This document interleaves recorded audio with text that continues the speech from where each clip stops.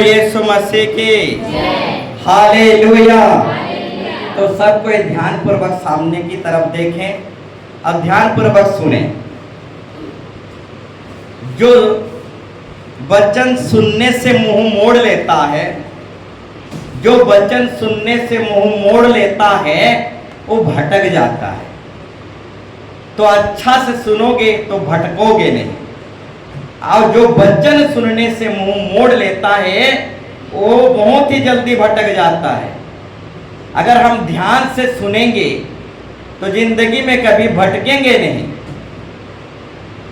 एक पास्टर मुझे फोन किया, वो बता रहा था, एक पास्टर मुझे फोन कर किया, वो बता रहा था विश्वासियों को चर्च से, मंडली से, कलीसिया से बाहर किसी को भी मत जाने देना। बाहर जाएंगे दूसर पास्टर, दूसर प्रचारकों से मिलेंगे और कहेंगे सब चलता है, मीना बाजार भी जाना चलता है, सिंदूर मखाना भी चलता है, डिस्को डांस भी चलता है, अब पार्टी में थोड़ा थोड़ा अर्खी भी चलता है। इसीलिए कलीसिया मंडली की विश्वासी भाई बहनों को किसी भी छोटे है या फिर बड़े हो, किसी को बाहर जाने मत देना।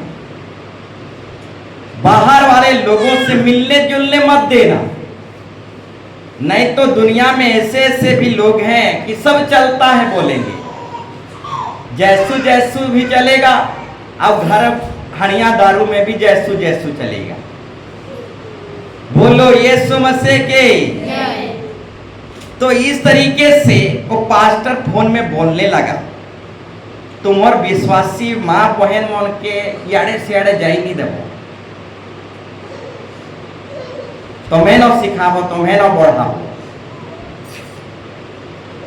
आत्मा मन के जीती गिरी आनबार का बहुत कष्ट करो। किसी एक व्यक्ति को भाटी ले जाना बहुत आसान है, किसी एक व्यक्ति को मीना बाजार और फिल्म हॉल ले जाना बहुत आसान है, परंतु किसी भी व्यक्ति को संसार से, मोह माया से, पाप और गुनाह से बचाना बहुत डिफिकल्ट है। तन भी लगता है, मन भी लगता है, धन भी लगता है, बहुत चिंता करना पड़ता है, बहुत घुटनों में प्रार्थना दुआ करना पड़ता है। किसी को भी बचाने के लिए, आत्मा जीतने के लिए बहुत मेहनत करना पड़ता है। तो पास्टर बोलने लगा अपनी माँ बहन, विश्वासी भाई बहनों को बाहर जाने बिल्कुल मत देना। बाहर जाएंगे, बाहर के लोगों से मित्रता करेंगे, बहुत ही जल्दी भटक जाएंगे। वचन के जरिए से बहुत उल्टा पुल्टा सिखा देंगे। क्या करेंगे? वचन के जरिए से प्रेज़ द लॉर्ड बोलते बोलते बहुत कुछ सिखा देंगे, उल्टा पुल्टा कर देंगे। और आप जो मेहनत किए हो आपके कलीसिया मंडली के प्रति, वो मेहनत को वो क्या कर देंगे? वो सारे मेहनत को व्यर्थ कर देंगे। इसलिए अपनी कलीसिया मंडली बहन को बाहर जाने मत देना, अपने ही नियंत्रण में रखना, अपने ही अधीन में रखना। तो मेरे प्यारों भाई बहनों, बताना चाहूंगा, बाहर मित्र बनाओगे तो नाश हो जाओगे। अगर नाश नहीं हुए हो तो बाहर मित्र बनाओगे तो आज नहीं तो कल नाश हो जाओगे। परंतु कलीसिया को ही मित्र बना लोगे, कलीसिया को ही माँ बाप कुटुंब सब कुछ बना लोगे, तो कभी भी जिंदगी में आप नाश नहीं होगे। तो कलीसिया मंडली ही हमारा सब कुछ है।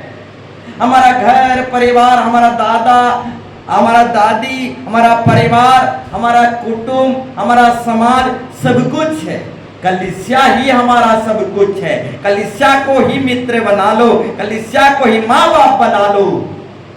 आज जो कलीसिया को अपना सब कुछ मानता है वो कलीसिया के लिए तन भी देता है, मन भी देता है, धन भी देता है। बोलो यीशु मसीह के। यही कलीसिया हमारा सब कुछ है मेरे प्यारों भाई बहनों। हम आईसीयू में जाएंगे तो यही कलीसिया खड़ा होगा। जब हम दुख तकलीफ में रो रहे होंगे तो यही कलीसिया खड़ा होगा। जब हम बड़े बड़े समस्या में पड़े रहेंगे तो यही कलीसिया खड़ा होगा, क्योंकि कलीसिया हमारा माँ भी है, बाप भी है, सब कुछ है। और यही कलीसिया हमें आत्मिक दूध पिलाता है। ये कलीसिया जो है माँ के समान है। एक कलीसिया किसके समान है? एक माँ के समान है। और ये माँ हमें आत्मिक दूध पिलाता है, आंचलों में ले जाता है और 4-5 साड़ी फटवा देता है। बोलो यीशु मसीह की। ये कलीसिया हमारे माँ बाप, माँ के समान है। और आत्मिक दूध पी पी कर आज हम बड़े हुए हैं। जिस माँ की दूध पिए हैं उसी माँ को कैसे लात मार सकते हैं? तो मेरे प्यारों भाई बहनों, कलीसिया एक माँ के समान है, हमें आत्मिक दूध पिलाता है। तो उस दूध का कर्ज निभाना है, किसी ना किसी कीमत पर उस दूध का कर्ज निभाना है। गांव गांव शहर शहर जाना है, आत्माओं को जीत कर लाना है। अब कलीसिया जो है एक माँ के समान है, उस माँ की दूध का कर्ज निभाना है, कलीसिया को भर देना है। बोलो यीशु मसीह के हालेलुया। जो वचन सुनने से मुंह मोड़ लेता है वो जल्दी भटक जाता है। इसलिए मेरे प्यारों भाई बहनों, जब भी वचन सुनते हैं ध्यान पूर्वक सुनना है। अगर ध्यान पूर्वक सुनेंगे तो कभी भटकेंगे नहीं। तो वचन को ध्यान पूर्वक सुनेंगे तो भटकेंगे नहीं। अब जो वचन को सुनने से मुंह मोड़ लेता है वो भटक जाता है। तो हमें भटकना नहीं है, वचन को ध्यान पूर्वक सुनना है, तभी हम सही सलामत रहेंगे, भटकेंगे नहीं। बोलो यीशु मसीह के हालेलुया। तो मेरे प्यारों भाई बहनों, उड़ा पुत्र के कहानी में हमें कुछ बातें सीखने को मिलता है। उड़ा पुत्र के कहानी में कुछ बातें हमें सीखने को मिलता है। दोनों बेटे क्या कर रहे थे? बाप को तंग कर करके मार देना चाह रहे थे। बोलो यीशु मसीह के। उड़ा पुत्र के कहानी में आप पढ़े होंगे, दोनों बेटे अपने बाप को तंग कर करके मार देना चाह रहे थे। बोलो यीशु मसीह की। आजकल के बच्चे माँ बाप को तंग कर करके मारना चाहते हैं। बोलो यीशु मसीह के। तो मूसा के परिया में, मूसा की सेविकाई में कुछ मंडली के लोग थे। मूसा के परिया में मंडली के कुछ लोग थे। मंडली के लोग, बाहर के लोग नहीं। अब मंडली के लोग मूसा को तंग कर करके मार दिए। हालेलुया। बाहर के लोग नहीं मेरे प्यारों बहनों, बाहर के लोग नहीं। फिरौन में तो दम नहीं था, ताकत नहीं था, मूसा को छू भी नहीं सका। तो मूसा को मारे को, मूसा को मरने वाले बाहर के लोग नहीं, फिरौन नहीं, मंडली के लोग थे। अब मंडली के लोग मूसा को तंग कर करके मार दिए। अब मूसा बेचारा मंडली की तंग में आकर, मंडली की कुड़कुड़ाने में आकर मर ही गया। बोलो यीशु मसीह के। और इस बात को यहोशू बहुत बारीकी से देखा था, कैसे मूसा को मंडली के लोग तंग कर करके बुड़बुड़ाते मूसा की निंदा अपमान करते हुए मंडली के लोग मूसा को मार दिए। इस विषय को यहोशू जो है बहुत अच्छी तरीके से देखा था। इसीलिए जब मूसा मर जाता है, परमेश्वर यहोशू को पुकारता है, मेरा दास, मेरा पास्टर मूसा मर गया, यहोशू अभी से मंडली को तू संभालना, चर्च को तू संभालना, कलीसिया को तू संभालना। यहोशू बोलता है, नारे नारे बाबा, तेरी प्रजा, तेरी मंडली बहुत तंग करते हैं, मैं तेरी मंडली प्रजा को नहीं संभालूंगा। हमारे गुरु मूसा को तंग कर करके तेरी प्रजा के लोग, मंडली के लोग मिस्र में मरुभूमि में मार दिए, मैं फिर से उसी मंडली को नहीं चराऊंगा। बोलो यीशु मसीह के। जब मूसा मर गया, प्रभु यीशु मसीह यहोशू को पुकारा, मेरा पास्टर, मेरा मूसा, मेरा आदर्श मर गया, मेरा सेवक मर गया, यहोशू आ तू कलीसिया को संभालना। यहोशू बोलता है, ना रे बाबा ना, तेरी कलीसिया को मैं संभाल नहीं सकता, तेरी कलीसिया के लोग बहुत तंग करते हैं। मूसा को, हमारे गुरु को मार दिए। बोलो यीशु मसीह के। तो यहोशू मना कर रहा था, सेविकाई में आना नहीं चाह रहा था। तो परमेश्वर यहोशू को समझाया, मूसा को तंग किए, तुम्हें तंग नहीं करेंगे, आ मंडली को संभाल ले। मूसा मेरा दास सेवक मर गया है, अभी मेरी मंडली कलीसिया को, मेरी भेड़ को भेड़ियों को कौन चराएगा? यहोशू तू आ गया, मूसा के सिंहासन में खड़ा हो जा, और मंडली को, इजरायली लोगों को संभालने लग। परंतु यहोशू बोल रहा है, मैं नहीं सकूंगा, मैं नहीं सकूंगा, मैं कलीसिया मंडली को, तेरी प्रजा को संभाल नहीं सकूंगा, मुझे ये काम करने को मत बोल, मुझे मत बोल। तो परमेश्वर कहता है और समझाता है, आजा यहोशू तू आजा, आजा, तुझे मैं एक और भी व्यक्ति देता हूं, कालेब, तेरे साथ कालेब भी रहेगा, तू अकेले नहीं, कालेब भी तेरे साथ रहेगा, और सेविकाई में तुझे मदद करेगा, मंडली को और इजरायली लोगों को संभालने में मदद करेगा, तू अकेले नहीं रहेगा। कालेब, यहोशू को परमेश्वर कहता है, तेरे साथ कालेब भी रहेगा। यहोशू और कालेब दोनों मेरे प्रजा को चराओ, संभालो, तू अकेले नहीं है, तू दोनों मिलकर कलीसिया मंडली को संभालना, क्योंकि मेरा दास, मेरा पास्टर जो मूसा था वो मर गया। तो यहोशू को बुलाया और यहोशू मना कर रहा था, परंतु जब इस यहोशू के साथ कालेब को भी दिया, तो यहोशू और कालेब दोनों मंडली को संभालने लगे। बोलो यीशु मसीह की। एक वचन को निकालेंगे, यहोशू पुस्तक 24 अध्याय 15 पद, 24 अध्याय 15 पद, यहोशू 24 अध्याय 15 पद। बोलो यीशु मसीह के। हालेलुया। जब यहोशू और कालेब मंडली को संभालने लगे, पहले तो यहोशू सेविकाई में आना नहीं चाह रहा था, मना कर रहा था परमेश्वर को, क्योंकि यहोशू बारीकी से देखा था कि मूसा को मंडली के लोग कैसे तंग कर करके मार दिए।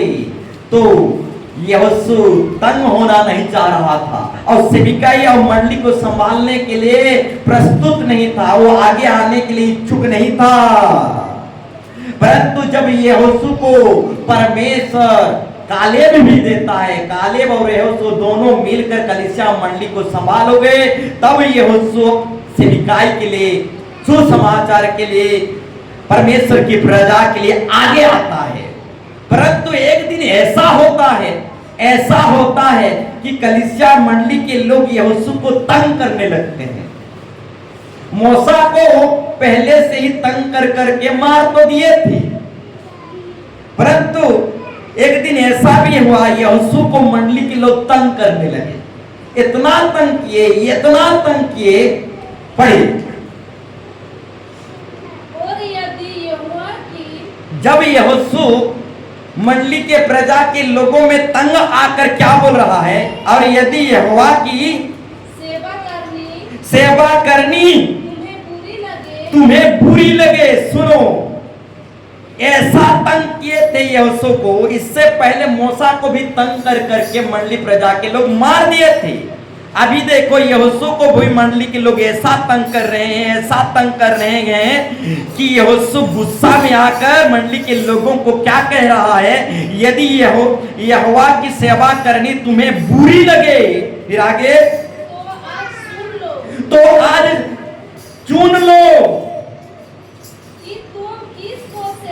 तुम किसकी सेवा करोगे। आज चुन लो तुम किसकी सेवा करोगे। की चाहे उन देवताओं की जिसकी सेवा तुम्हारे पुरखा महान जिनकी सेवा तुम्हारे पुरखा महानाद के उस पार करते थे, और चाहे एमोरियों और चाहे एमोरियों के देवता की सेवा करो जिसके देश में तुम रहते हो। परंतु मैं तो अपने घराने समेत यहोवा ही का सेवा सदा सर्वदा करूंगा। बोलो यीशु मसीह के। इस बाइबल रेफरेंस को मार्क कर देंगे, टिप्पणी दे देंगे और घर में पढ़ेंगे। तो यहोशू पहले से देखा था मूसा को मंडली और प्रजा के लोग कैसे तंग कर करके मार दिए थे, और यहोशू सेवा में नहीं आना चाहता था क्योंकि मूसा को तंग कर करके प्रजा के लोग मंडली के लोग मार दिए थे, इसीलिए यहोशू सेवा में नहीं आना चाहता था। परंतु यहोशू जब सेवा में आया तो मंडली के लोग एक दिन ऐसा तंग किए कि यहोशू गुस्सा में बोलने लगा, यहोवा परमेश्वर की यानी यीशु मसीह की सेवा करना अगर तुम्हें बुरा लग रहा है तो जाओ मूर्तियों को पूज लो, जाओ देवी देवताओं को पूज लो, परंतु हमारा परिवार तो यीशु मसीह को ही पूजता रहेगा। बोलो यीशु मसीह के हालेलुया।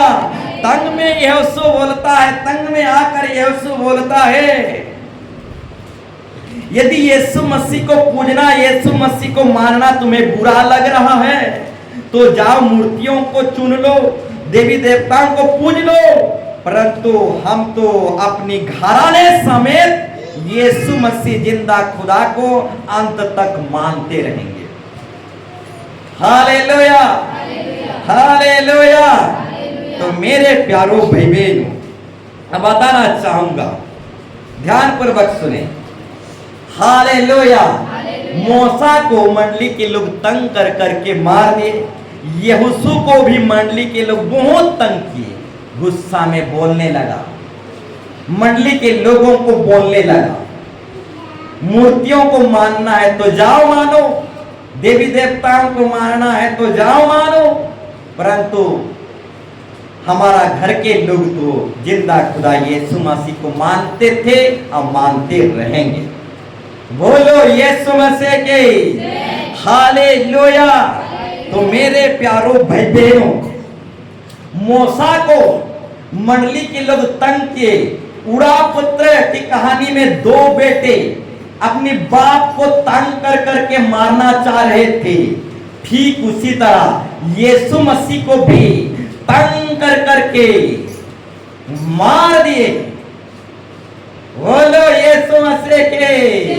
यीशु मसीह को भी बाहर के लोग नहीं, उस समय के क्रिश्चियन लोग तंग कर करके मार दिए। बोलो यीशु मसीह के। तो मेरे प्यारो भाई बहनों, यीशु मसीह को मारने वाले बाहर के लोग नहीं थे, उस समय के क्रिश्चियन लोग थे। हालेलुया। और उस समय की लोगों को यहूदी बोला जाता था, परंतु समझने के लिए मैं बोलना चाहूंगा, उस समय के क्रिश्चियन लोग यीशु मसीह को तंग कर करके मार दिया। जब खाना खिलाया तब नहीं मारे। 5,000 लोगों को 5 रोटी 2 मछली दिया तो वाव की, नहीं मारे।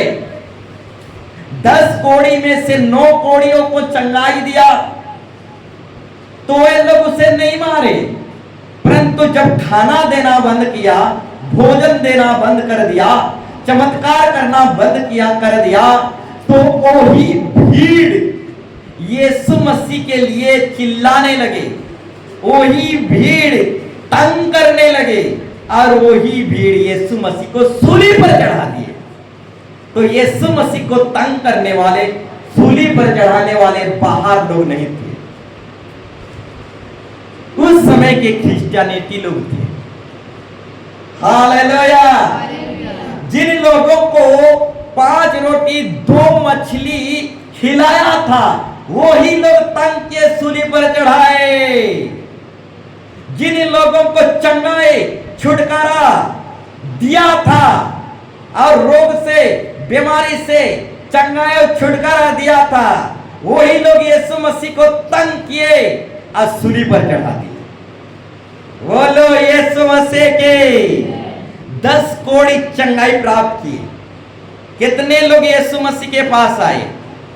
9 की 9 कोड़ी भाग गए, सिर्फ एक ही कोड़ी यीशु मसीह के पास आया।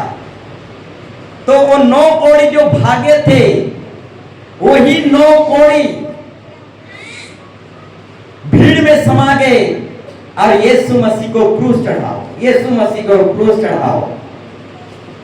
तो मेरे प्यारों भाई बहनों, जिन लोगों को यीशु मसीह भोजन खिलाया, जिन लोगों को मछली और रोटी खिलाया, जिन लोगों को चंगाई और छुटकारा दिया, वो ही लोग यीशु मसीह को तंग किए और सूली पर चढ़ा दिए।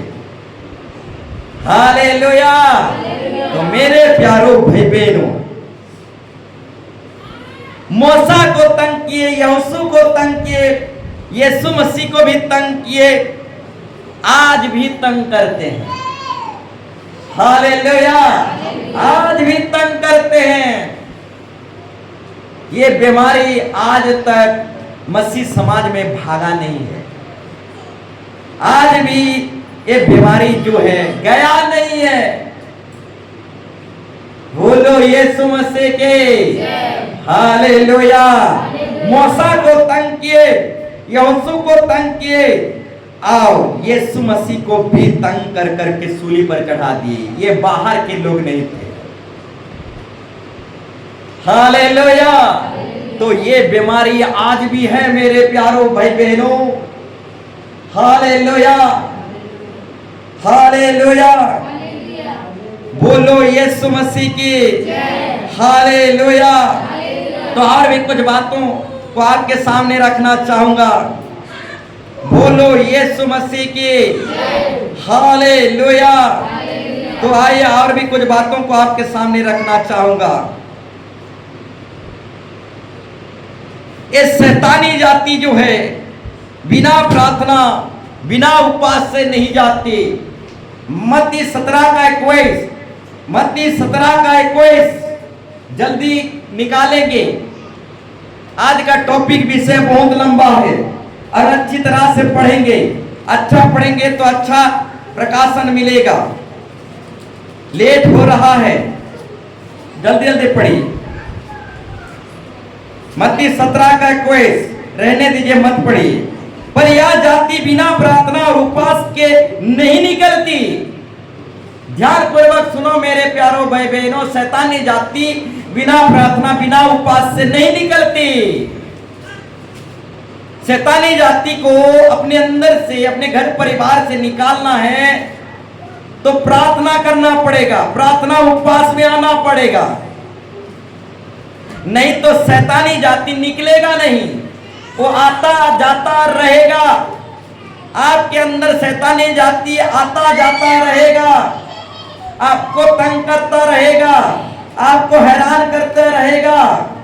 नींद में भी हर समय शैतानी जाति आपको तंग करता रहेगा, आता और जाता रहेगा, परंतु निकलेगा नहीं। क्यों नहीं निकलेगा?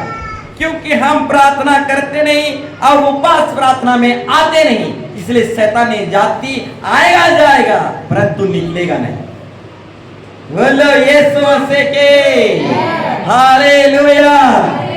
तो मेरे प्यारों भाई बहनों, ये जाति जो है प्रार्थना, ये शैतानी जाति जो है बिना प्रार्थना बिना उपवास से नहीं निकलती। शैतानी जाति को निकालने के लिए प्रार्थना करना पड़ता है, उपवास प्रार्थना में आना पड़ता है। बिना उपवास प्रार्थना में ये शैतानी जाति नहीं निकलेगा। हालेलुया। बोलो यीशु मसीह के। हम जैसे जैसे उपवास प्रार्थना में आएंगे वैसे ही ये शैतानी जाति निकलते निकलते जाएगा, नहीं तो आते जाते रहेगा। ये शैतानी जाति कभी नहीं निकलेगा, नरक ले जाकर ही आपको छोड़ेगा। बोलो यीशु मसीह की। तो हम जो है उपवास प्रार्थना आते नहीं, तो ये शैतानी जाति कैसे निकलेगा? इसलिए शैतानी जाति आ रहा है, जा रहा है, परंतु निकल नहीं रहा। बोलो यीशु मसीह के। तो उपवास प्रार्थना में आओ, और ये शैतानी जाति बिना प्रार्थना और बिना उपवास से नहीं निकलती। बोलो यीशु मसीह के। तो मेरे प्यारो भाई बहनों, जो कोई भी हमारे कलीसिया मंडली में टिक नहीं पाए हैं, भाग गए हैं, उनका दुख दर्द बहुत बढ़ गया है। जो कोई भी हमारे कलीसिया मंडली में टिक नहीं पाए हैं, भाग गए हैं, आज अशांति में रो रहे हैं, फूट फूट कर तड़प रहे हैं, अभिशाप श्राप में पड़ चुके हैं। हाँ मेरे प्यारो भाई बहनों, जो कोई भी हमारे कलीसिया मंडली में टिक नहीं पाए हैं, भाग गए हैं, वो आज रो रहे हैं। अगर हमें रोना नहीं है, अभिशाप श्राप में पड़ना नहीं है, तो कलीसिया मंडली में ही टिक कर रहना है। चाहे दुख हो, चाहे तकलीफ हो, चाहे समस्या हो, कलीसिया में अगर टिक कर नहीं रहेंगे तो जिंदगी में कभी टिक नहीं पाएंगे। हमारे घर परिवार में धन दौलत क्यों नहीं टिकता? क्योंकि हम कलीसिया मंडली में टिक नहीं सकते, इसलिए हमारे घर परिवार में भी धन दौलत संपत्ति टिक नहीं सकता। बोलो यीशु मसीह के। जो कोई भी हमारे कलीसिया मंडली में टिका नहीं है, भाग गया है, टिक कर नहीं रहा है, वो बर्बाद हो चुका है। कलीसिया मंडली में टिकेंगे, रहेंगे, हर हालातों में भी रहेंगे, तो हमारे घर में, हमारे परिवार में धन दौलत भी टिका हुआ रहेगा। आखिरी तारीख तक भी धन दौलत टिका हुआ रहेगा। दुख आएगा, बीमारी आएगा, वकील के पास में जाएंगे, डॉक्टर के पास में जाएंगे, तब भी हमारे घर में धन दौलत टिका हुआ रहेगा, क्योंकि हम कलीसिया मंडली में टिके हुए रहने वाले व्यक्ति हैं। इसलिए हमारे साथ सब धन दौलत संपत्ति भी टिका हुआ रहेगा। बोलो यीशु मसीह के। हालेलुया। तो मेरे प्यारो भाई बहनों, प्रभु के दास और सेवकों अब पास्टर और गुरुओं के अधीन रहकर सेवा किया जाता है, अपनी मनमानी किया नहीं जाता।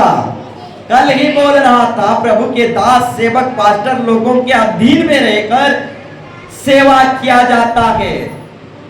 बहुत बड़ा नबी भविष्यवक्ता सामुएल नबी एली याजक के अधीन में रहकर सेविकाई किया। उतना बड़ा नबी होने के बावजूद भी सामुएल नबी एली याजक के अधीन में रहकर सेविकाई किया, अपनी मनमानी नहीं किया। ठीक उसी तरह यीशु मसीह के जो चेले थे, वे चेले भी यीशु मसीह के अधीन में रहकर सेविकाई किए। चेले लोग गुरु के अधीन में रहकर सेविकाई की शुरुआत किए, सेविकाई किए। हाँ, चेले लोग यीशु मसीह जो गुरु था, अब गुरु के अधीन में रहकर चेले लोग सेविकाई किए, अपना मनमानी नहीं किए। तो गुरुओं के अधीन में रहकर सेविकाई किया जाता है। बोलो यीशु मसीह के। तो गुरुओं के अधीन में रहकर सेविकाई किया जाता है, तो गुरुओं का मूल्य है कि नहीं मेरे प्यारो भाई बहनों? पास्टर लोगों का, प्रभु के दास सेवक लोगों का मूल्य है कि नहीं?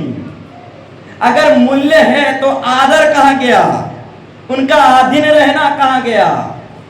अगर पास्टर लोगों का मूल्य है, वैल्यू है, तो उनका रिस्पेक्ट, आदर मानना, सम्मान देना, उसके अधीन रहना कहां गया? बोलो यीशु मसीह के।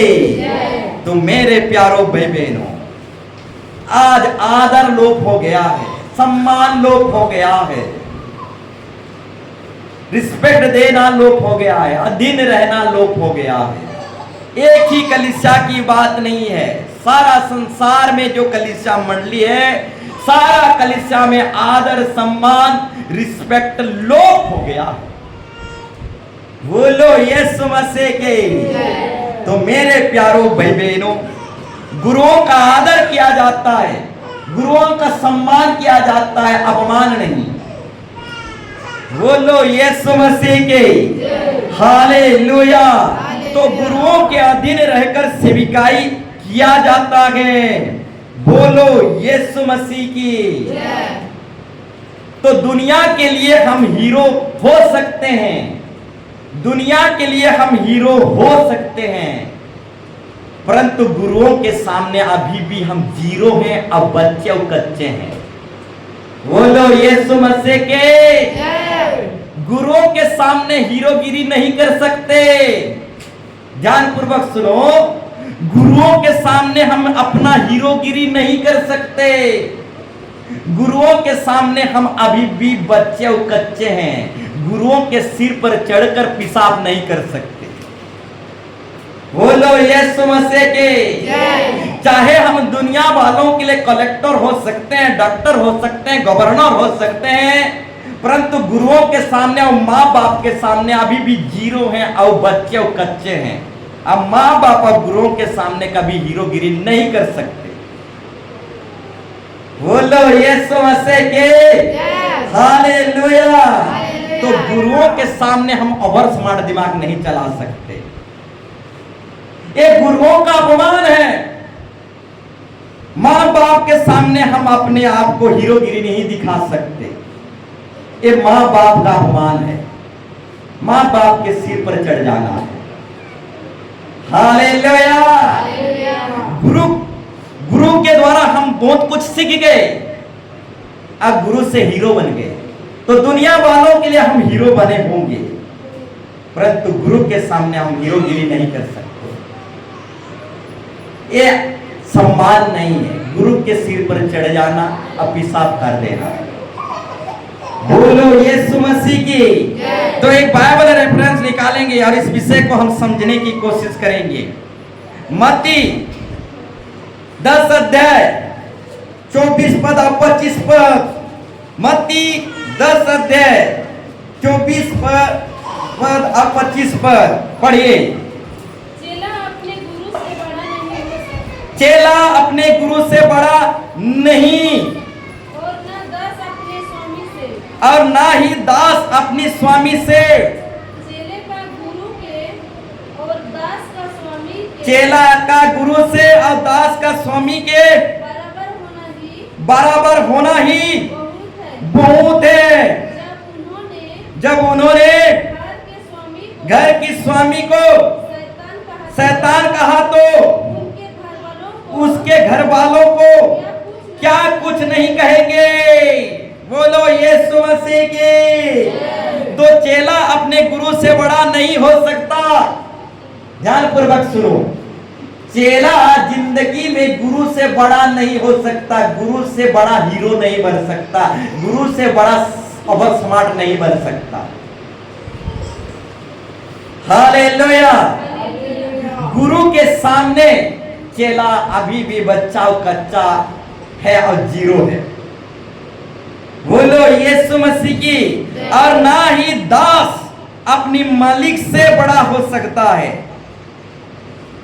दास अपने ही जगह पर ठीक है। उर्दू भाषा में लिखा गया है, नौकर कभी मालिक से बड़ा नहीं हो सकता। नौकर नौकर है और मालिक मालिक है, और नौकर मालिक के सामने हीरोगिरी नहीं कर सकता। अगर नौकर मालिक के सामने हीरोगिरी कर रहा है तो मालिक के सिर पर पेशाब कर रहा है। हालेलुया। बोलो यीशु मसीह की। उसके बाद लिखा गया है, चेला का गुरु के और दास का स्वामी के बराबर समान हो जाना ही बहुत है। चेला गुरु के समान हो जाना, बराबर हो जाना ही बहुत है, परंतु गुरु से बड़ा नहीं हो सकता। समान हो सकता है, बराबर हो सकता है, एक नौकर मालिक के बराबरी में आ सकता है, परंतु मालिक से बड़ा नहीं हो सकता। ठीक उसी तरह एक चेला गुरु के बराबरी में आ सकता है, परंतु गुरु से बड़ा हीरोगिरी नहीं कर सकता। बोलो यीशु मसीह के। हालेलुया। तो मेरे प्यारो भाई बहनों, सेविकाई जो है पास्टर और प्रभु के दास सेवकों के अधीन में रहकर किया जाता है। सेविकाई प्रभु के दास और सेवक और पास्टरों के अधीन में रहकर सेविकाई किया जाता है। बोलो यीशु मसीह की हालेलुया, बोलो यीशु मसीह की। तो मेरे प्यारो भाई बहनों, हमारा कलीसिया जो है, हमारा मंडली जो है, जीरो से हीरो बना है। कैसे बना है? जीरो से हीरो बना है। वो जीरो से चलते चलते, उठते उठते ऊंचाई को छू रहा है। वो जीरो भी बनना जानता है हमारा कलीसिया, और हीरो भी बनना जानता है। और हीरो बनना अभी तक भूला नहीं है। बोलो यीशु मसीह की। हमारा कलीसिया जो है हीरो बनना अभी तक भूला नहीं है। एक जमाना था जीरो था, और जीरो से हीरो बना है। तो हमारा कलीसिया हीरो बनना कभी नहीं भूलता। अगर कलीसिया जीरो भी हो जाए तो भी कलीसिया में दम है, ताकत है हीरो बनने का। बोलो यीशु मसीह की। अगर वर्तमान हमारा कलीसिया जीरो भी हो जाए तो भी कलीसिया में इतना दम है, इतना ताकत है कि आप भी खड़े खड़े हीरो बन सकता है। बोलो यीशु मसीह की। क्योंकि जीरो से हीरो बना है, अब कलीसिया हीरो बनना भूला नहीं है। वो बढ़ना भी जानता है, घटना भी जानता है। वो घटना भी सीख लिया है, बढ़ना भी सीख लिया है। हर हालातों में हमारा कलीसिया जीना सीख लिया है। कोई आए या ना आए, कलीसिया को कुछ फर्क नहीं पड़ने वाला। हालेलुया। कोई आए या ना आए, कलीसिया को कुछ फर्क नहीं पड़ने वाला, क्योंकि ये जीरो भी बनना जानता है, हीरो भी बनना जानता है। अभी भी कलीसिया में ताकत है, दम है, अभी भी वो खड़े खड़े हीरो बन सकता है। हालेलुया। बोलो यीशु मसीह की। तो कलीसिया बढ़ना भी जानता है, घटना भी जानता है। अभी अगर घट जाए तो अभी भी बढ़ जाएगा। प्रभु कलीसिया हर हालातों में जीना सीख लिया है। बोलो यीशु मसीह के। कलीसिया को कुछ फर्क नहीं पड़ने वाला। वो जीरो भी बनना जानता है, हीरो भी बनना जानता है, घटना भी जानता है, बढ़ना भी जानता है। कलीसिया को कुछ फर्क नहीं पड़ने वाला। फर्क पड़ेगा तो उन लोगों को पड़ेगा जो कलीसिया में टिक नहीं पाए हैं, भाग गए हैं। बोलो यीशु मसीह के। हालेलुया। तो मेरे प्यारो भाई बहनों, बताना चाहेंगे और भी कुछ बातों को आपके सामने रख कर बताना चाहेंगे, और भी कुछ बातों को आपके सामने लेकर आना चाहूंगा। हालेलुया। जो अपनी दृष्टि में ज्ञानी बन गया है, जो अपनी दृष्टि में बहुत बड़ा धर्मी बन गया है, जो अपनी दृष्टि में बहुत बड़ा बुद्धिमान बन गया है, उसे समझाना बहुत कठिन है। हाँ मेरे प्यारो भाई बहनों, जो अपनी दृष्टि में बहुत ज्ञानी, अपनी दृष्टि में बहुत धर्मी, अपनी दृष्टि में बहुत बुद्धिमान बन गया है, उससे समझाना बहुत कठिन है। परंतु नम्र लोगों को समझाना बहुत आसान है। परंतु जो अपनी दृष्टि में ज्ञानी, बुद्धिमान और अपनी दृष्टि में बहुत बड़ा धर्मी बन गए हैं, उन्हें समझाना बहुत कठिन है। परंतु नम्र लोगों को समझाना बहुत आसान है। इसलिए कुंभार जो होता है, कुंभार, परमेश्वर हमें कुंभार की नाई बनाता है। परमेश्वर एक कुंभार है, और हमें वो कुंभार एक मिट्टी को लेता है और गढ़ता है। ठीक उसी तरह कुंभार जैसे कठोर मिट्टी को नहीं लेता। ध्यान पर सुनो, कुंभार जो है कठोर मिट्टी को, कठोर वाला पत्थर वाला मिट्टी को नहीं लेता, परंतु नम्र वाला मिट्टी को लेता है, और उसी नम्र मिट्टी से वो मठिया हो, सुरई हो, या फिर बहुत प्रकार की पदार्थ बनाता है, परंतु कठोर और पत्थर वाला मिट्टी को यूज नहीं करता कुम्हार। ठीक उसी तरह हमारा परमेश्वर कुम्हार है, आज जो अपनी दृष्टि में ज्ञानी बन गए हैं, अपनी दृष्टि में बुद्धिमान बन गए हैं और अपनी दृष्टि में बहुत बड़ा धर्मी हो गए हैं। ऐसे लोगों को समझाना बहुत डिफिकल्ट और कठिन है, परंतु जो अपने आप में नम्र हैं और उसी नम्र लोगों को परमेश्वर कुम्हार के नाई गढ़ता है और बनाता है। बोलो यीशु मसीह के। तो नम्र लोगों को समझाना बहुत आसान है।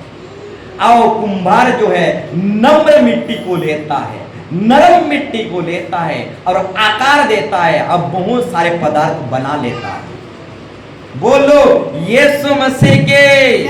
हालेलुया। तो मेरे प्यारो भाई बहनों, कलीसिया मंडली में परमेश्वर के राज्य में कोई भी काम छोटा नहीं है। बोलो यीशु मसीह के। परमेश्वर के राज्य में कलीसिया मंडली में कोई भी काम छोटा नहीं है मेरे प्यारो भाई बहनों। खाना बांटना, झरका बंद करना, झाड़ू मारना, दरी डिसाना, कुछ भी काम हो परमेश्वर के राज्य में, कलीसिया मंडली में कोई भी काम छोटा नहीं है। परमेश्वर पहले छोटा काम देता है और जो छोटा काम को करना जानता है उसी को परमेश्वर बड़ा काम देता है। बोलो यीशु मसीह के। पहले परमेश्वर बहुत बड़ा मिनिस्ट्री नहीं देता, बहुत बड़ा सेविकाई नहीं देता, पहले परमेश्वर छोटा काम देता है और देखता है मेरा बेटा मेरा बेटी छोटा काम को कर पाएगा कि नहीं। जब वो व्यक्ति छोटा काम को कर लेता है तो बहुत बड़ा सेविकाई को परमेश्वर देता है उसे।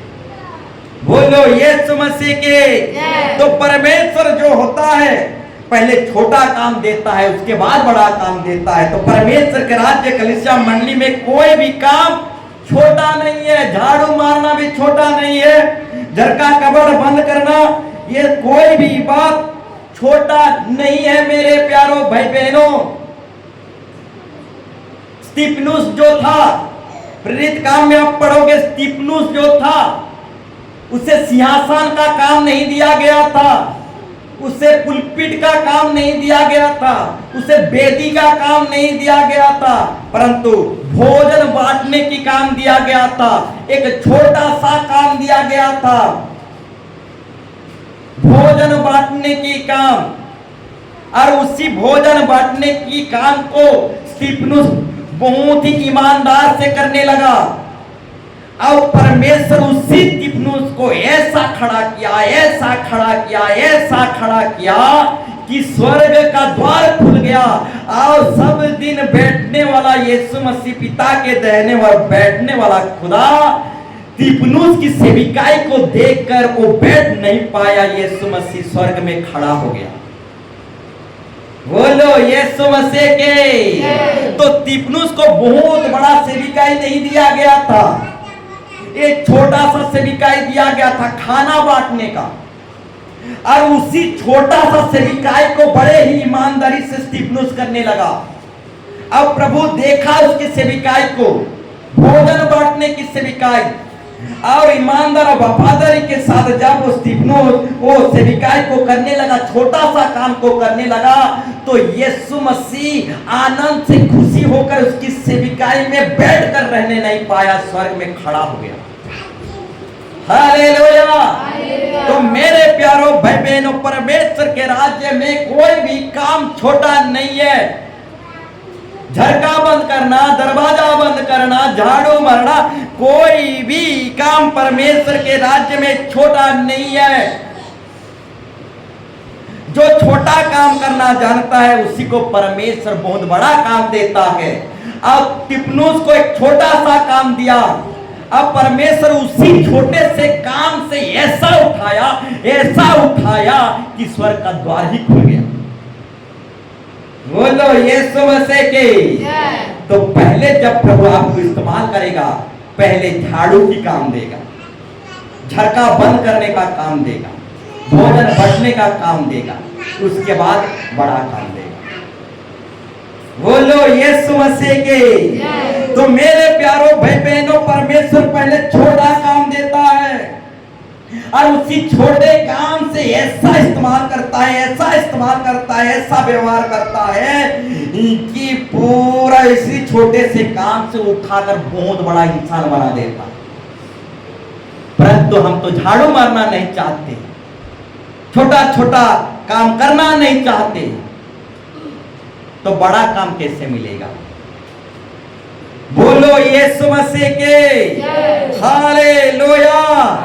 तो मेरे प्यारों भाई बहनों, जो बाइबल नहीं पढ़ते वो हमारे कलीसिया के साथ चल नहीं सकते। ध्यान पूर्वक सुनो, जो बाइबल पढ़ते नहीं, सिर्फ संडे में एक दिन पढ़ते हैं, वो हमारे कलीसिया के साथ ताल मिलाकर नहीं चल सकते। बाइबल खरीदना पड़ेगा, बाइबल पढ़ना पड़ेगा। जो बाइबल पढ़ता है वो ही हमारे कलीसिया मंडली के साथ ताल मिलाकर चल सकता है। अगर जो बाइबल नहीं पढ़ रहा, अगर कोई बाइबल नहीं पढ़ रहा है तो हमारे कलीसिया में वो टिक नहीं सकता। कुछ ही दिन में बादलों में, बारिश में बह जाएगा। हालेलुया। तो जो बाइबल नहीं पढ़ रहे हैं वो हमारे कलीसिया के साथ टिक नहीं सकते, ताल मेल मिलाकर नहीं रह सकते, कुछ ही दिन में ही बह जाएंगे। हालेलुया। तो बाइबल खरीद लो, बाइबल पढ़ना चालू कर दो, नहीं तो हमारे कलीसिया के साथ तालमेल के साथ नहीं रह सकते मेरे प्यारों भाई बहनों। हालेलुया। और जो कोई हमारे कलीसिया के साथ कदम ताल मिलाकर नहीं चलता, कलीसिया के मां बहनों के साथ मिलकर रहना नहीं जानता, एक दूसरे के प्रति हिंगा पटगा करता है, मन साफ नहीं है। बोलो यीशु मसीह के। एक दूसरे के प्रति हमारा मन साफ नहीं है। मन साफ वालों का प्रभु प्रार्थना सुनता है। मन साफ नहीं रहेगा तो प्रभु हमारा प्रार्थना नहीं सुनने वाला। एक दूसरों के प्रति हिंगा पटगा मत करो, मेल मिलाप से रहो। बाइबल नहीं पढ़ने वाला हमारे कलीसिया के साथ ज्यादा दिन लास्टिंग नहीं कर सकता, हमारे कलीसिया में टिक नहीं सकता। ठीक उसी तरह कलीसिया मंडली के साथ जो कदम ताल मिलाकर नहीं चलता वो भी हमारे कलीसिया में टिक नहीं सकता। हालेलुया। तो कलीसिया में कदम ताल मिलाकर चलना है, एक दूसरे के प्रति हिंगा पटगा नहीं करना, अपने मन को साफ रखना है। मन साफ वालों का ही प्रार्थना प्रभु सुनता है। एक दूसरे के प्रति हिंगा करेंगे, पटगा करेंगे, दुआ भी करेंगे, नाक भी रगड़ेंगे तो प्रभु नहीं सुनने वाला। बोलो यीशु मसीह के। तो कदम ताल मिलाकर चलना है, एक दूसरे के प्रति हिंगा पटगा नहीं करना, तभी परमेश्वर हमें अद्भुत और भयानक तरीके से इस्तेमाल करेगा। बोलो यीशु मसीह के। तो मेरे प्यारों भाई बहनों, मेहनती लोगों को परमेश्वर चुनता है, मेहनती लोगों को परमेश्वर चुनता है। बोलो यीशु मसीह के। इसहाक जो था बहुत मेहनतिया व्यक्ति था। अकाल के समय में ऐसा मेहनत किया, ऐसा मेहनत किया, अकाल के समय में भी फसल उत्पन्न कर दिया। अब्राहम का बेटा इसहाक इतना मेहनतिया था, इतना मेहनतिया था, अकाल के समय में भी मेहनत कर करके फसल का उत्पन्न कर दिया। तो हमारा यीशु मसीह मेहनतिया लोगों को ही चुनता है। रेबेका भी जो था मेहनतिया स्त्री था। जब एलियाजर दुल्हन चुनने गया तो बहुत सारे स्त्रियां थे, परंतु दूसरों स्त्रियों को नहीं चुना, सिर्फ रेबेका को चुना, क्योंकि रेबेका जो था मेहनतिया स्त्री था। तो इसहाक भी मेहनतिया था, रेबेका भी मेहनतिया था। तो हमारा परमेश्वर जो है मेहनतिया व्यक्तियों को ही चुनता है। बोलो यीशु मसीह के। हमारा यीशु मसीह भी बहुत मेहनतिया था, घुटनों में दुआ करता था और माथे से पसीने नहीं, पसीने के बजाय लहू निकलता था।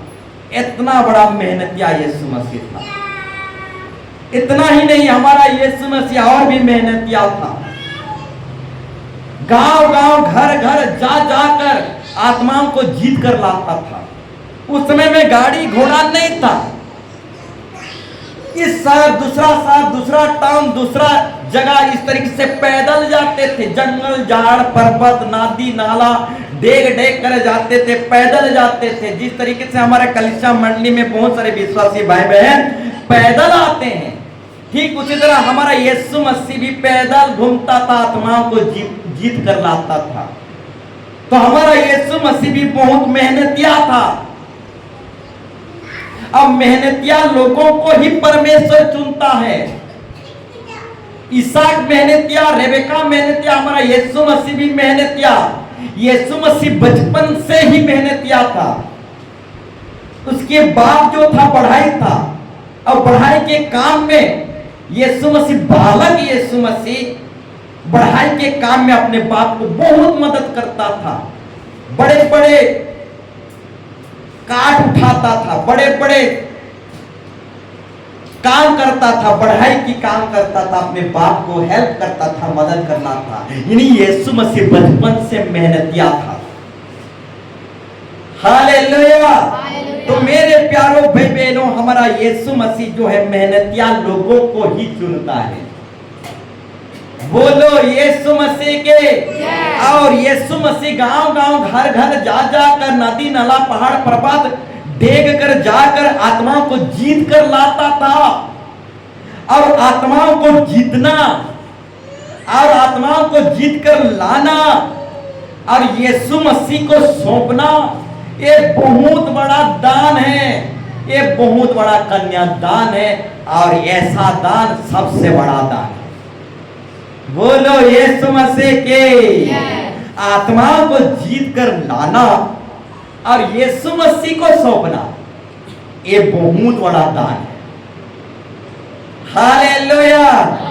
बोलो यीशु मसीह की। हालेलुया। तो मेरे प्यारों भाई बहनों, हमारा परमेश्वर मेहनतिया लोगों को ही खड़ा करता है, मेहनतिया लोगों को ही चुनता है। बोलो यीशु मसीह की। हालेलुया। एक व्यक्ति बोलने लगा, मैं यीशु मसीह को विश्वास करता हूं। हालेलुया। एक व्यक्ति बोलने लगा, मैं यीशु मसीह को विश्वास करता हूं। तो ये कैसा विश्वास है मेरे प्यारों भाई बहनों? वो सिर्फ बोल रहा है कि मैं यीशु मसीह को विश्वास कर रहा हूं, परंतु कभी चर्च नहीं आता। तो ये कैसे विश्वास है? ऐसा विश्वास क्या उस व्यक्ति को उद्धार और मुक्ति दे सकता है? सिर्फ वो अपने मुखों से कह रहा है कि मैं यीशु मसीह पर विश्वास कर रहा हूं, परंतु कभी चर्च नहीं आता। तो ये कैसा विश्वास है? ऐसा विश्वास क्या किसी एक व्यक्ति को उद्धार और मुक्ति दिला सकता है? कभी दिला नहीं सकता। विश्वास करने वालों में चर्च आना जाना दिखता है। विश्वास करने वालों में उपवास प्रार्थना भी आना दिखता है। विश्वास करने वालों में भक्ति दुआ प्रार्थना बाइबल पठन भी दिखता है। बोलो यीशु मसीह की। तो ये व्यक्ति कहने लगा, मैं यीशु मसीह को विश्वास करता हूं, मैं जन्म से क्रिश्चियन हूं और यीशु मसीह को विश्वास करता हूं। तो ये कैसा विश्वास है मेरे प्यारों भाई बहनों? वो चर्च ही नहीं आता, भाटी में मिलता है। तो ये कैसा विश्वास है? क्या ऐसा विश्वास किसी भी व्यक्ति को उद्धार और मुक्ति आनंद जीवन दे सकता है?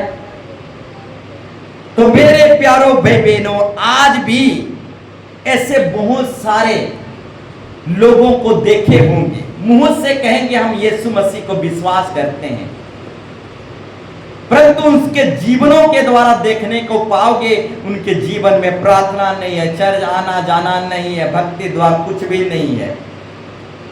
तो एक कैसा विश्वास है मेरे प्यारों भाई बहन? ऐसा विश्वास किसी को भी उद्धार और मुक्ति नहीं दिला सकता। एक व्यक्ति कह रहा है मैं यीशु मसीह पर विश्वास करता हूं और अन्य भाषा की प्रार्थना भी करता हूं, परंतु हफ्ता में 5 बार भाटी भी जाता हूं। तो एक ऐसा विश्वास है मेरे प्यारों भाई बहनों, अन्य भाषा की भी दान वरदान पाई है, परंतु हफ्ता में 4 दिन भाटी में मिलता है। तो एक कैसे विश्वास है? ऐसा विश्वास किसी को भी अनंत जीवन दे सकता है? कदाचित नहीं दे सकता। एक कैसा विश्वास है? बहुतों का विश्वास जो है खतरनाक है। यीशु मसीह पर भी विश्वास करते हैं, अबाइद दुनिया पर भी विश्वास करते हैं, यीशु मसीह पर भी विश्वास करते हैं, अब बहुत सारे मेटेरियल्स वस्तु पर भी विश्वास करते हैं, यीशु मसीह पर भी विश्वास करते हैं, और काजल और पैर में भी एक काला धागा भी बांधते हैं। तो ये कैसा विश्वास है मेरे प्यारों भाई बहनों? हालेलुया। विश्वास करने वालों में ये सब नहीं दिखता बंधन फंदन। हालेलुया। ताबीज फाबीज और बहुत सारे मेटेरियल से काला धागा की विश्वास करने वालों में ये नहीं दिखता। बोलो यीशु मसीह के हालेलुया। तो मेरे प्यारों भाई बहनों, विश्वास जो है दिखता है। हालेलुया।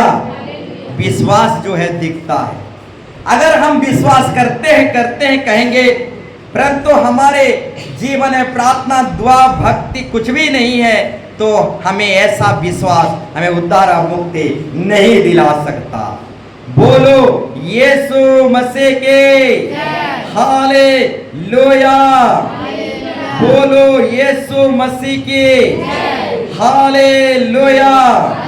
तो मेरे प्यारों भाई बहनों,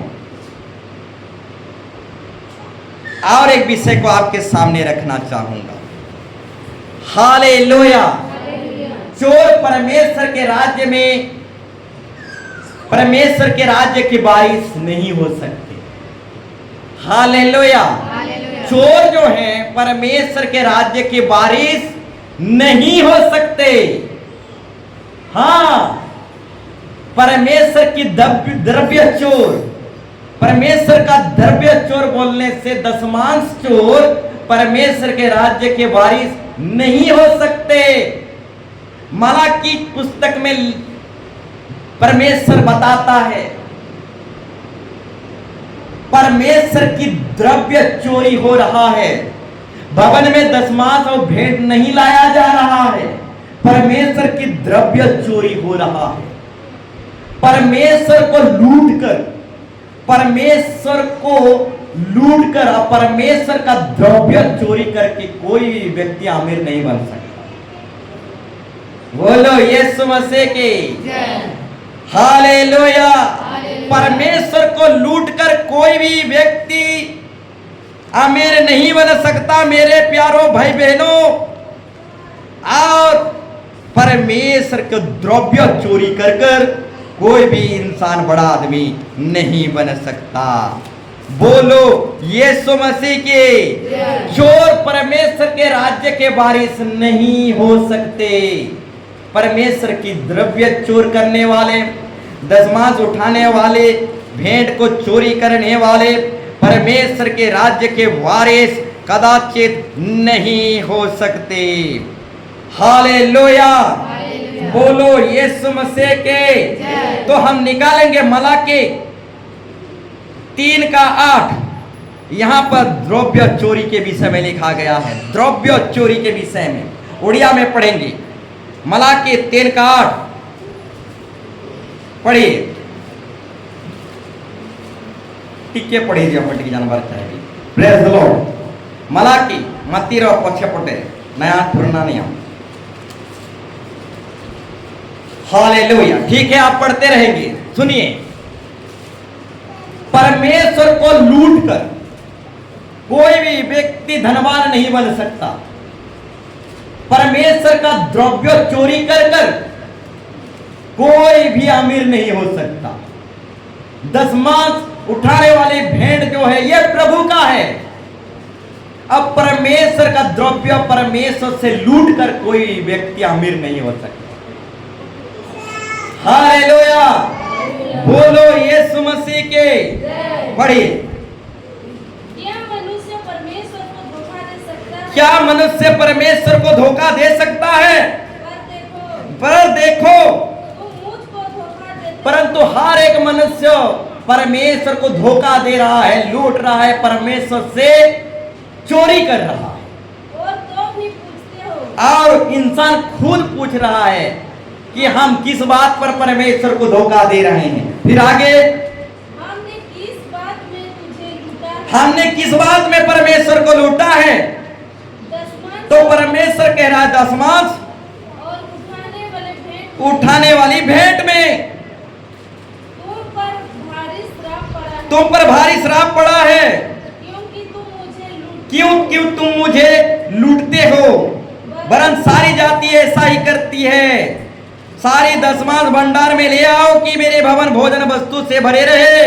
और सेनाओं का यहोवा यह कहता है कि ऐसा करके मुझे परखो कि मैं आकाश के भंडार, आकाश के झरोखा तुम्हारे लिए खोलता हूं कि नहीं, और अब्राम पर धन वर्षा करता हूं कि नहीं, मुझे परख कर देखो। तुम मुझे क्यों लूटते हो? हालेलुया। आखिरी में लिखा गया है ये परमेश्वर का वचन है, तो इंसान का वचन नहीं है, परमेश्वर का वचन है। परमेश्वर खुद कहता है तुम मुझे क्यों लूटते हो, क्यों मेरा द्रव्य चोरी कर रहे हो। दसमांश उठाने वाला जो भेंट है ये परमेश्वर का द्रव्य है, परमेश्वर का वस्तु है। बोलो यीशु मसीह की। थोड़ा सा 8 पद को उड़िया से पढ़ेंगे, लेट ना करें, जितना लेट करेगा उतना लेट जाएंगे, 2 बजा देंगे।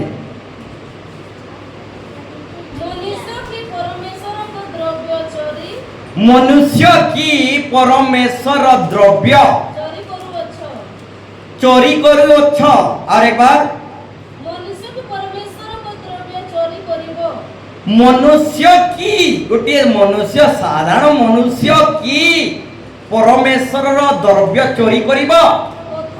तथापि साधारण मनुष्य धूली रे उत्पन्न हेछि मनुष्य, परंतु सही मनुष्य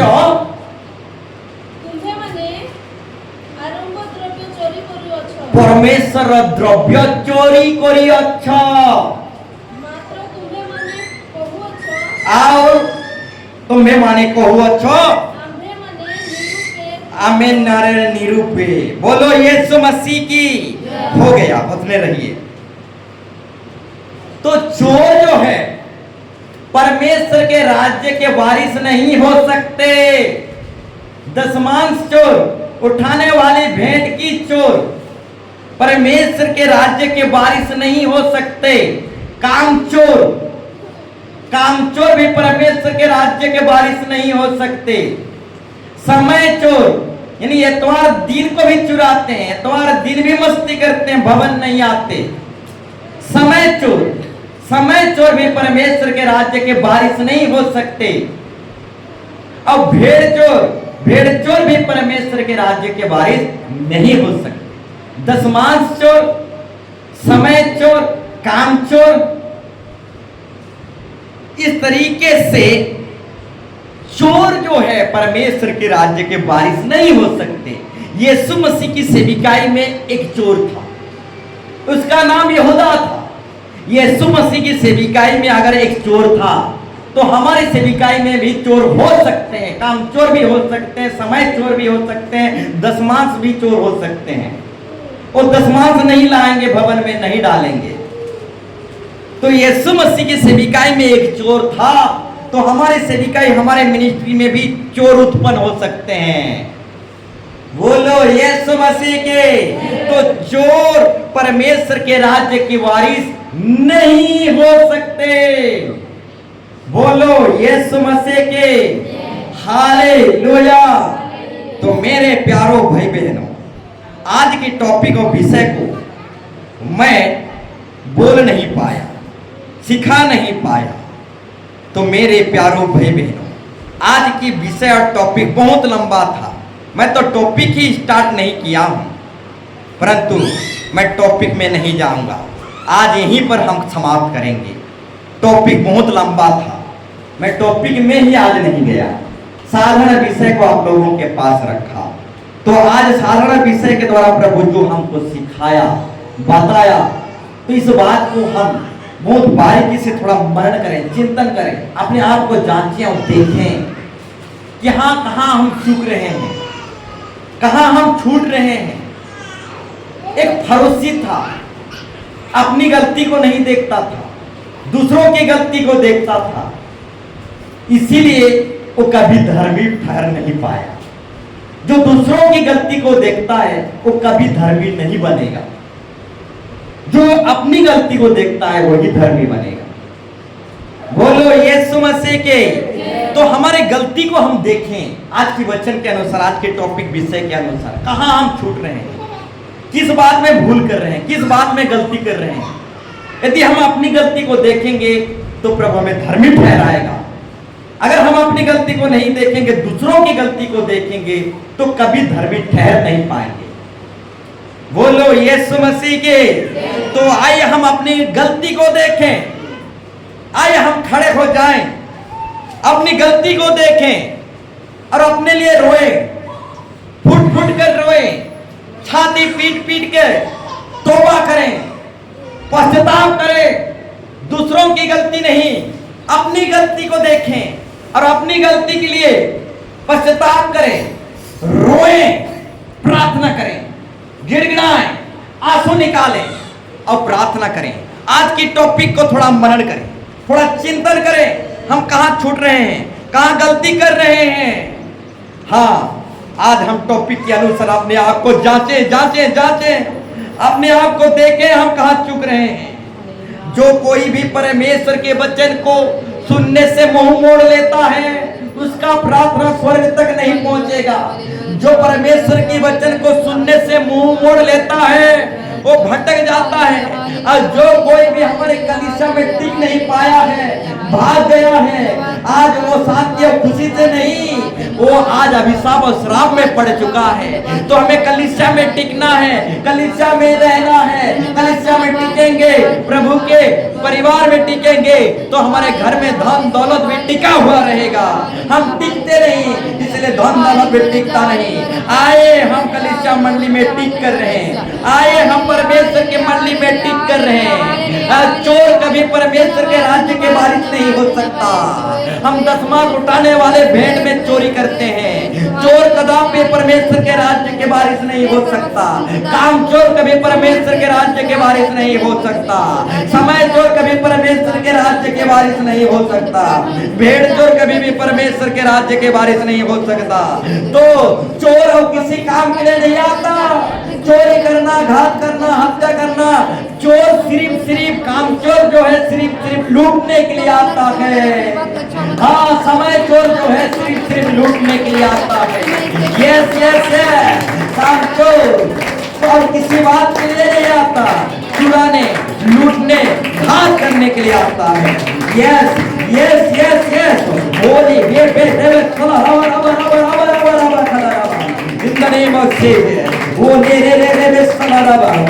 in the name of Jesus. Holy Spirit, पवित्र आत्मा प्रवेश। परमेश्वर का वचन कहता है, साफ कहता है, चोर और किसी काम के लिए नहीं आता। चोरी करने, घात करने, नाश करने, नष्ट करने और लूटने आता है। ठीक उसी तरह काम चोर, समय चोर सिर्फ लूटने के लिए आते हैं। और चोर कभी परमेश्वर के राज्य के वारिस नहीं हो सकते, नहीं हो सकते।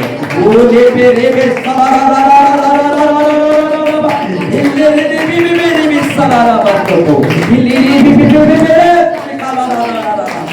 पवित्र आत्मा खुदा यीशु, ओ